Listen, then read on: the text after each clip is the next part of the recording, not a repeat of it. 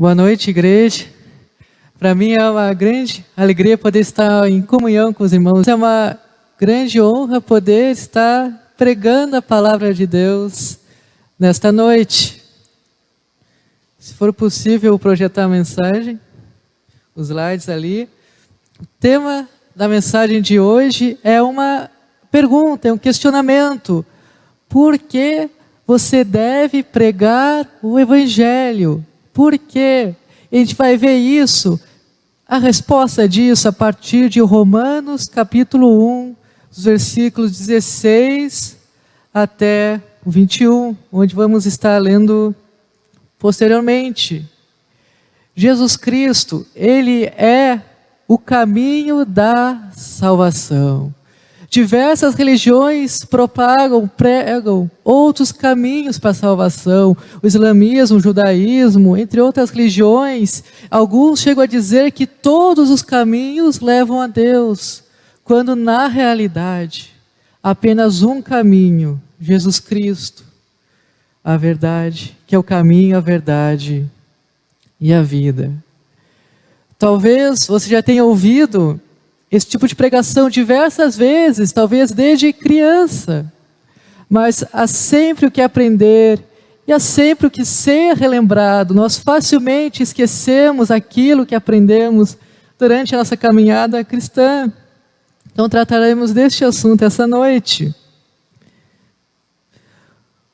Os cristãos têm como anseio pregar a sua fé de maneira mundial, para que todos venham a conhecer a Jesus Cristo. Eles anseiam a salvação de todas as pessoas, dos seus familiares, dos seus amigos, dos seus conhecidos e até desconhecidos. Nós entendemos perante a Bíblia que devemos pregar o Evangelho para todos.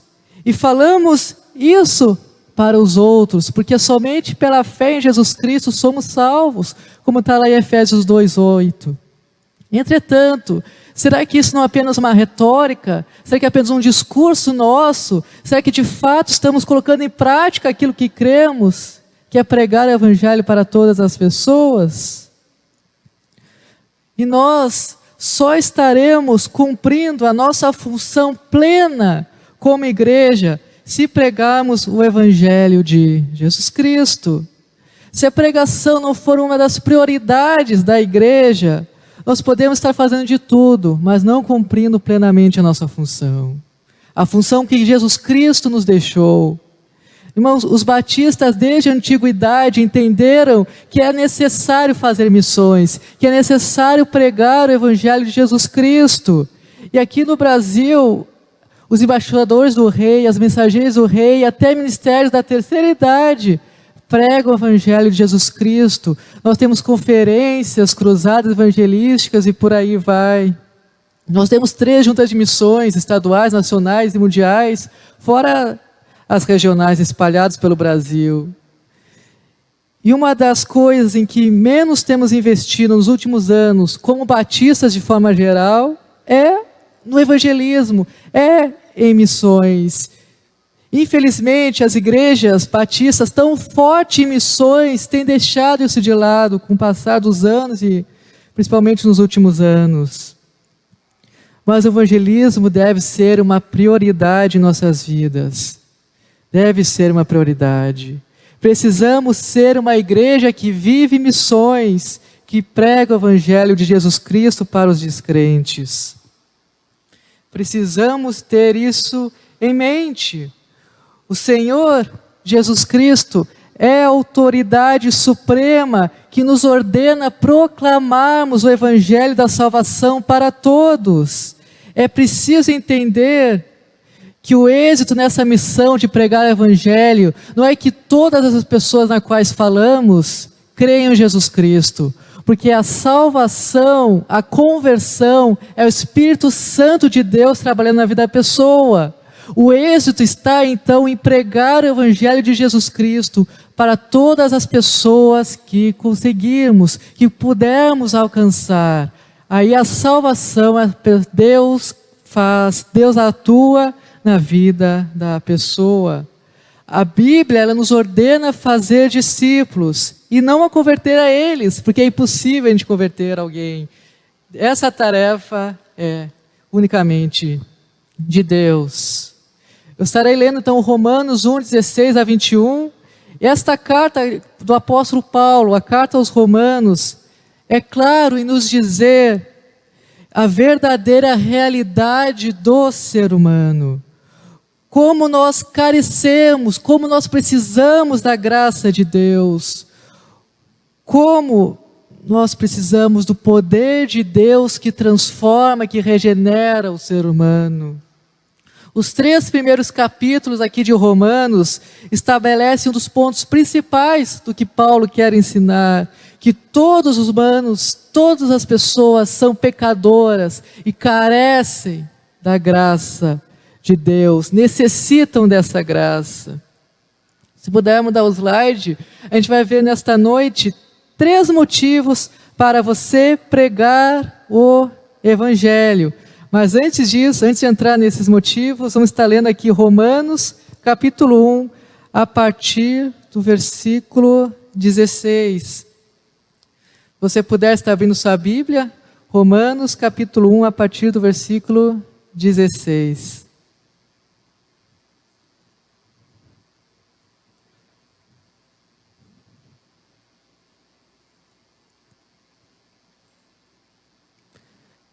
Diz assim: pois não me envergonho do Evangelho, porque é o poder de Deus para a salvação de todo aquele que crê, primeiro do judeu e também do grego, porque a justiça de Deus se revela no Evangelho de fé em fé. Como está escrito, o justo viverá por fé, ou pela fé, como está em algumas traduções. É o versículo 18.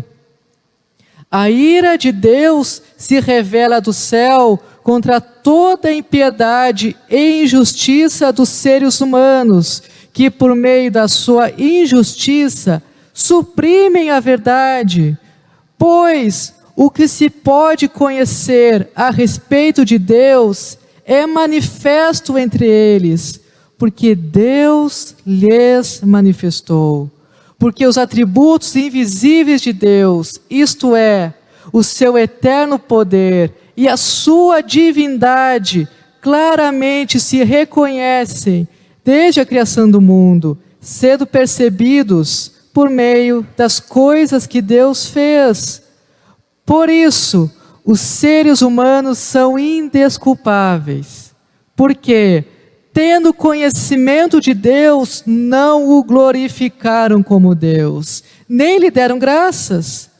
Pelo contrário, se tornaram nulos em seus próprios raciocínios, e o coração insensato deles se obscureceu.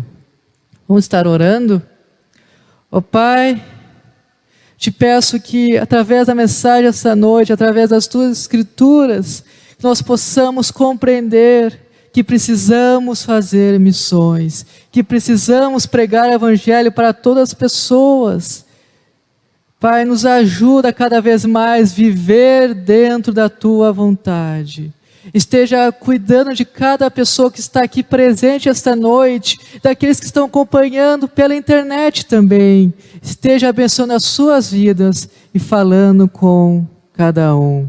Obrigado por tudo que tem feito por nós. Em nome de Jesus. Amém. Então, como eu disse anteriormente, verificaremos 3 motivos para você pregar o Evangelho. A Bíblia nos relata vários motivos, mas vamos ficar em 3 nesta noite. E o primeiro é que o Evangelho é o poder de Deus para a salvação. Se puder mudar o slide, a gente verifica isso nos versículos 16 e 17 aqui de Romanos 1. De certa forma, os versos 16 e 17 aqui em que nós lemos, é uma ligação entre a parte mais pessoal da carta, na qual Paulo está tratando a sua relação com os romanos, e a ligação com a parte mais teológica que vem a partir de então dos próximos versículos. No capítulo 1, versículos 2 a 4, nós verificamos o vínculo desses versículos 16 e 17, quando diz que Jesus é Rei, o Filho de Deus. E esse evangelho aqui, como poder de Deus, é uma ação divina, uma ação somente divina antes de qualquer coisa. E é essa ação que promove a salvação daqueles que creem. A menção que temos aqui dos judeus, primeiramente, se refere ao contexto histórico, porque primeiramente o evangelho foi pregado aos judeus. Também está relacionado com o Antigo Testamento, Israel foi eleito como povo de Deus. Mas se continuarmos no versículo, verificaremos que a salvação é também do grego. O grego aqui é a síntese de todos aqueles que não são judeus. Ou seja, a salvação está disponível para todos os povos, todas as pessoas. É não exclusiva de nenhum povo ou nação de forma específica.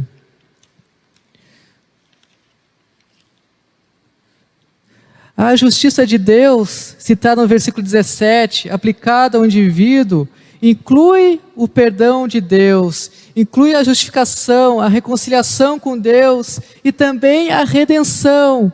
E é pela fé em Jesus Cristo que somos transformados em justos. Mesmo quando aprendemos tudo isso, mesmo quando entendemos que é pela fé que somos salvos, mesmo quando entendemos que o Evangelho é o poder de Deus para a salvação, para tirar as pessoas do inferno, ainda assim, muitas vezes fazemos exatamente o contrário do que Paulo fez aqui no versículo 16, quando ele diz assim: porque não me envergonho do Evangelho. Muitas vezes temos vergonha de pregar o Evangelho de Jesus Cristo. Os cristãos, de forma geral, são impedidos por motivos pessoais, sem justificativas, para pregar o Evangelho. Seja a vergonha de ser diferente dos demais, seja a vergonha ou medo de rejeição, ou qualquer outro motivo. Mas nós devemos entender que o poder de salvação está em Deus e não em nós. A nossa tarefa é pregar o Evangelho. Se a pessoa rejeitar, se a pessoa zombar, ou seja o que for, isso é questão dela com Deus. A nossa tarefa é pregar. Tantos empecilhos são colocados por nós, tantas vezes, para pregar o Evangelho da salvação. Às vezes está com muito sol, a pessoa pode reclamar: nossa, está muito quente para sair para pregar o Evangelho. Aí está chovendo: nossa, com essa chuvarada eu não vou sair. Ou a pessoa está com um pouco de sono e prefere ficar dormindo em casa, dentre outros motivos. Quando na realidade nenhum desses são de fato justificáveis. Quando entendemos que pessoas estão indo para o inferno, que precisam ouvir do Evangelho da salvação. Nós devemos olhar para a realidade humana, que se não for por Jesus Cristo, o ser humano vai morrer nos seus pecados, delitos e transgressões, seguindo a presente ordem deste mundo, seguindo as ordens do diabo, como está lá em Efésios 2. Então, pregue o Evangelho de Jesus Cristo, porque é o poder de Deus para a salvação. 3 motivos para você pregar o Evangelho. Além de ser o poder da salvação, nós temos o segundo motivo, que a ira de Deus se manifesta contra os ímpios. Está no próximo slide, e a gente vê isso no versículo 18. O apóstolo Paulo aqui no versículo 18, ele relaciona a justiça de Deus e consequentemente o Evangelho com a sua ira contra a impiedade e as injustiças dos seres humanos. Vou ler novamente aqui o versículo 18, que diz assim: a ira de Deus se revela do céu contra toda a impiedade e injustiça dos seres humanos, que por meio da sua injustiça suprimem a verdade. Então a justiça de Deus é contrastada aqui contra a impiedade do ser humano. Dessa forma, a redenção da criação inclui necessariamente um acerto de contas. E esse acerto de contas se dá pela fé, devido ao sacrifício de Jesus Cristo lá na cruz. Lá em Colossenses 2,14, nós lemos o seguinte: cancelando o escrito de Deus, cancelando o escrito de dívida que era contra nós e que constava de ordenanças, o qual nos era prejudicial, removeu inteiramente, cravando na cruz. A dívida que nós tínhamos com Deus foi cravada lá na cruz, pelo próprio Deus. Na cruz, Deus cancelou toda a nossa dívida e foi feito acerto de contas. Mas então é preciso crer em Jesus Cristo para que esse acerto seja concretizado. Na cruz, Jesus bebeu todo o cálice da ira de Deus que deveria cair sobre nós. Foi uma morte substitutiva. É como se nós estivéssemos lá, Ele tomou o nosso lugar. E a ira de Deus que deveria cair sobre cada um de nós, caiu sobre Jesus Cristo.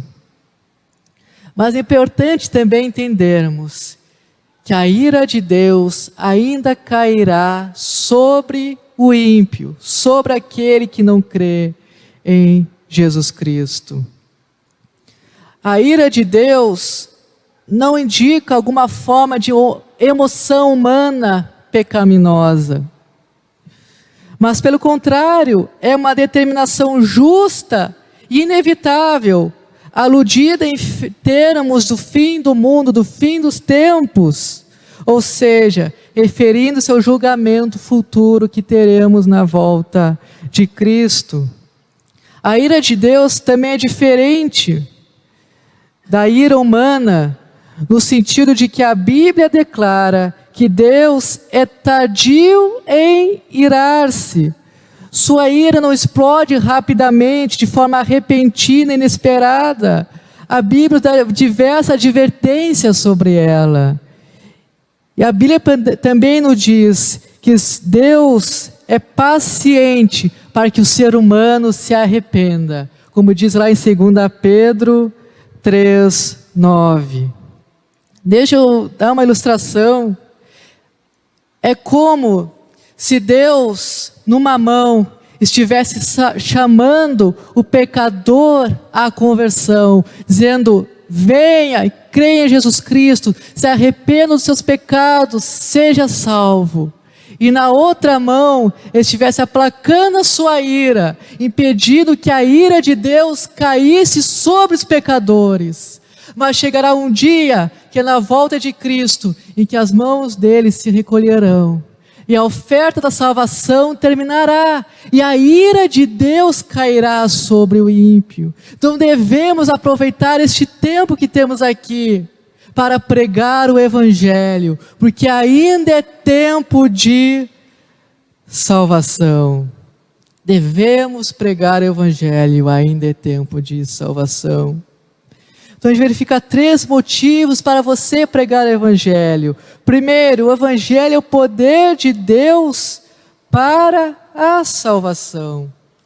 O segundo motivo, a ira de Deus se manifesta contra os ímpios. E o terceiro motivo é que todos são indesculpáveis perante Deus. Isso fica claro no versículo 19 ao 21. Eu vou estar lendo aqui o 20, que diz assim: porque os atributos invisíveis de Deus, isto é, o seu eterno poder e a sua divindade, claramente se reconhecem desde a criação do mundo, sendo percebidos por meio das coisas que Deus fez. Por isso, os seres humanos são indesculpáveis. No versículo 18, como eu já disse, nos é revelado que a ira de Deus se manifesta contra a impiedade e a injustiça. E se prosseguirmos aqui lendo esses versículos a partir do 19, chegamos no que pode ser definido como uma terrível e chocante realidade, porque todos, sem exceção, são indesculpáveis perante Deus, pois a todos Deus se revelou através da natureza criada, através da moral do ser humano, como nós lemos aqui, Deus se revelou a todos. E com frequência, esse tipo de afirmação, que todos são indesculpáveis perante Deus, vem com uma forte objeção do tipo: que injustiça! E aqueles povos isolados que nunca ouviram falar de Jesus Cristo, não serão salvos. Mas essa é a verdade, igreja. Não é comigo ou qualquer outra pessoa que você deve discutir injustiça, é com Deus que sempre é justo. Ele diz que todos são indesculpáveis, inclusive quem nunca ouviu falar dele, pois Deus se fez conhecido para todos. A única exceção em relação a ter fé em Jesus Cristo para ser salvo, nós podemos entender pela Bíblia que se referem às crianças ou bebês antes da idade da razão, e aquelas pessoas que por algum problema cognitivo não podem, são incapazes de crer em Jesus Cristo.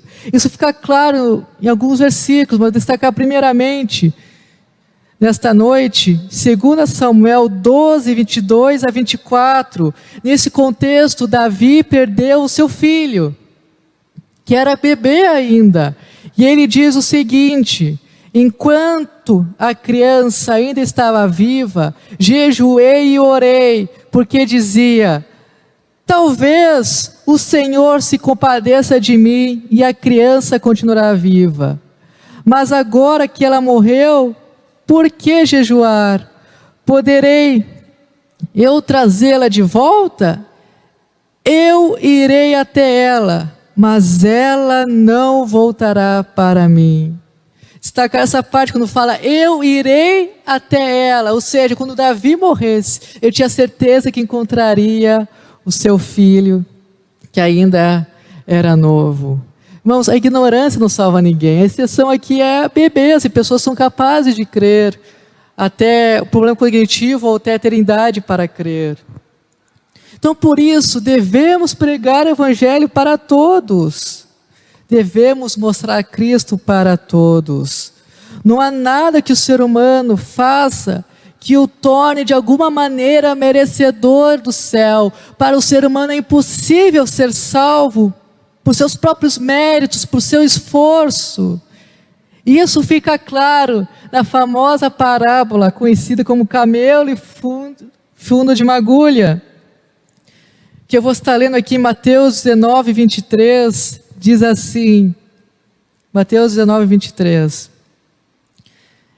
Então, Jesus disse aos seus discípulos, em verdade lhes digo, que um rico dificilmente entrará no reino dos céus. Versículo 24. E ainda lhes digo que é mais fácil um camelo passar pelo fundo de uma agulha do que um rico entrar no reino de Deus. Se puder estar mudando o slide, que tem uma gravura, e essa gravura, não sei se vai dar para ver daqui, mas ela mostra que muitas vezes na história as pessoas tentaram adaptar este versículo para dizer que o rico vai entrar no reino do céu. Qual é a ideia dessa gravura? No lado da gravura, a gente vê uma espécie de estilingue tentando empurrar um camelo dentro do fundo de uma agulha. Aí também alguma coisa semelhante ao óleo para que o camelo então consiga entrar na agulha. E algumas pessoas com marretas ainda para bater no camelo para entrar na agulha. Tenta fazer de tudo que é jeito para dizer, olha, o camelo passa no fundo de uma agulha, então o rico pode entrar no reino dos céus. E na prática, essa tentativa de amenizar o versículo foi feita de tantas maneiras. Talvez uma das mais conhecidas é que a agulha não era uma agulha. Alguns tentam argumentar que a agulha, na verdade, se refere a uma portinhola que tinha um portão lá em Jerusalém. Mas, na realidade, nunca houve uma portinhola chamada de fundo de agulha. Mesmo tendo uma portinhola lá de fato, nunca foi usada para passar camelos. Então, essa explicação não faz sentido. O camelo aqui é o animal camelo. Outros tentaram dizer que, na verdade, a agulha não é uma agulha.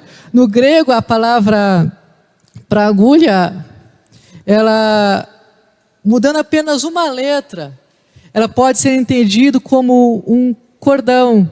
Então, alguns disseram que, na verdade, o camelo, mudando para uma palavra, ele pode ser entendido como cordão, que ao invés de camelo é camilo no grego. Então as pessoas disseram, na realidade o que aconteceu foi o seguinte, o discípulo de Cristo, os escribas, entenderam de forma errada. Eles deviam ter registrado Camilo e não camelo. Então, é uma corda que vai passar no fundo de uma agulha. Mesmo essa corda sendo difícil, ela é capaz de passar no fundo de uma agulha. Então o que se tentou fazer é dizer que o camelo não era camelo e a agulha não era agulha, quando na realidade agulha é agulha e camelo é camelo. Isso é mais evidenciado ainda porque havia um ditado popular na África nesse sentido, em outros redores do mundo. Por exemplo, na África se falava que é mais fácil o elefante passar no fundo de agulha do que acontecer tal coisa. Isso é um ditado popular conhecido na época. E fica claro para nós, porque o evangelista Lucas,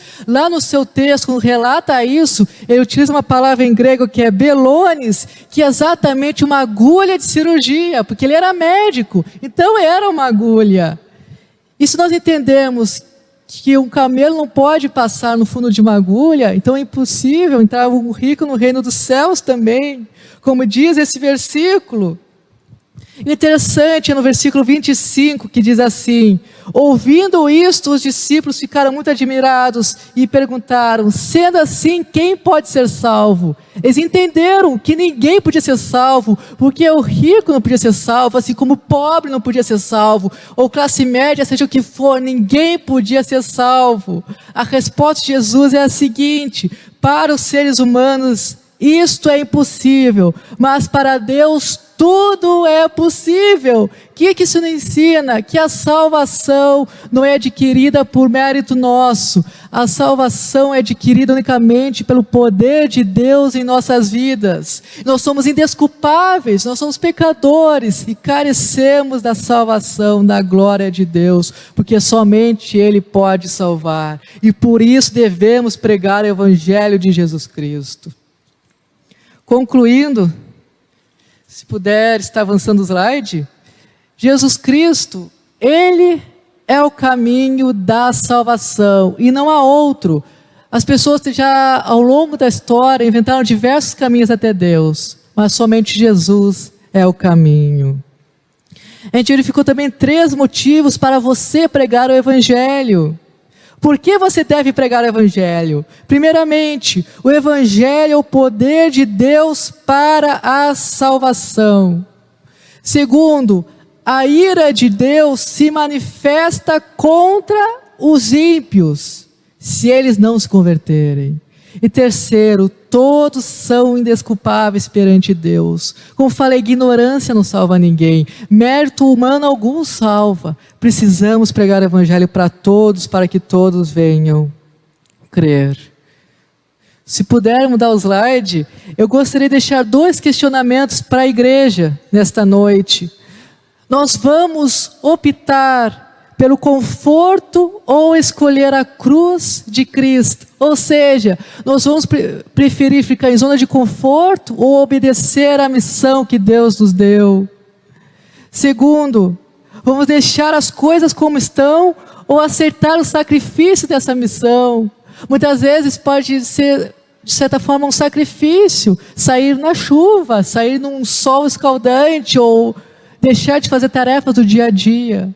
Mas nada disso é justificativa para deixarmos de pregar o Evangelho. Como disse Billy Graham certa vez, a Bíblia não manda que os pecadores procurem a igreja, mas ordena que a igreja saia em busca de pecadores. Você não vai achar lugar nenhum da Bíblia, algum versículo que diga, pecadores venham até a igreja. Você vai encontrar dizendo para a igreja fazer discípulos de Jesus Cristo, pregar em todo o mundo e para todas as pessoas. Cristo, Ele não é insensível às necessidades humanas e terrenas, seja qual forem. Ele cuida de nós, e devemos cuidar de coisas terrenas também. Mas, no entanto, Ele veio para reconciliar o ser humano consigo de forma eterna. E nós devemos fazer parte disso. Esse é o meu apelo para vocês esta noite. Devemos sair da nossa zona de conforto, mudar o status quo. Devemos ser uma igreja missionária que vive missões e prega o evangelho para todas as pessoas. Vamos estar orando. Pai, obrigado por cada um que esteve aqui presente nesta noite. Te peço que esteja abençoando a vida de cada um. Nos desperte a entendermos o teu chamado, que possamos cada vez mais dizer: eis-me aqui, Senhor, cumpre a tua vontade em minha vida. Que esse seja o nosso desejo como igreja, proclamar o teu evangelho para todas as pessoas. Em teu nome que eu oro, Jesus Cristo. Amém.